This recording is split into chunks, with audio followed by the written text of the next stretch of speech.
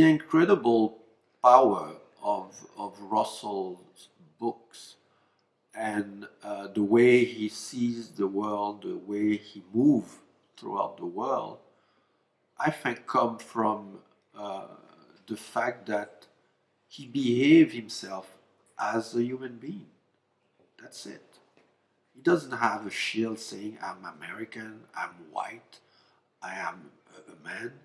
Uh, he just assumed himself as a human being. Wherever he is, whoever he meets with, he engage as a human being. And this is very rare. I mean, Cloud Splitter shows Russell as possibly our greatest historical novelist. It's not a historical novel per se, it's a novel of history, written in the voice of Owen, um, not in the voice of John Brown, but Owen Brown, one of the sons who's kind of lieutenant in this world of anti-slavery rebellion. I mean, everybody knows from high school about Harper's Ferry, 1859, this seminal moment which precedes, but in many ways opens the door to the Civil War. If the country had been made of one race of people, if everyone had been white, then Father would not have singled out white people for his love, obviously. But he would not have looked eastward across the Atlantic and loved African Negroes either, or black-skinned people anywhere. No, he loved American blacks. He saw our nation as divided unfairly between light-colored people and dark, and he chose early and passionately to side with the dark. He knew who his parents, grandparents, and great-grandparents were and where they were buried. His children and wife would never be taken from him by another man. He was a white man, and he knew it.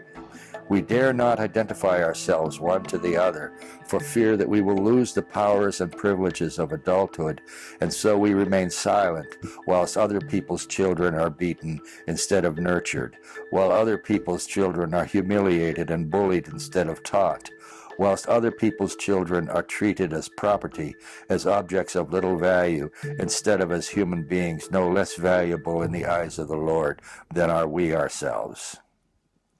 Yeah, John Brown, I came to early on. And in a way, he pulls together a number of threads, number of lines of inquiry and interests that cross over about a 20-year period of my life. Because it was the late 60s, he was also heroic to the more radical elements in student society. I was one of the founders of the SDS chapter at Chapel Hill, and so you likely is in the office of the SDS chapel, you'd have a picture of John Brown on the wall, and Toussaint Louverture over here, and Mao might be over there, but he was an iconic figure for the radical left. And then 87, Chase and I moved here to Keene, New York, and I discovered where John Brown's body lay moldering. And it's right down the road here in North Elba, New York, just a few miles away. And his farm was there where he lived longer than he lived anywhere else. He's buried there, and so are 13 others who were either at Harper's Ferry or were killed in the Kansas War, or were killed, executed at Harper's Ferry raid, and their bodies were brought back and buried there as well. So it was kind of a ghostly presence this down the road. And I thought, well, I really can't avoid this subject in a way. It goes to the heart of racial history in America, which by then I had come to believe was, in a sense, the central narrative for America.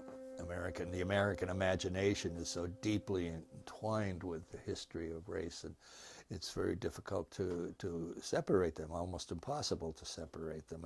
And Brown was right there, and where all that material comes to a knot, it's all tied together.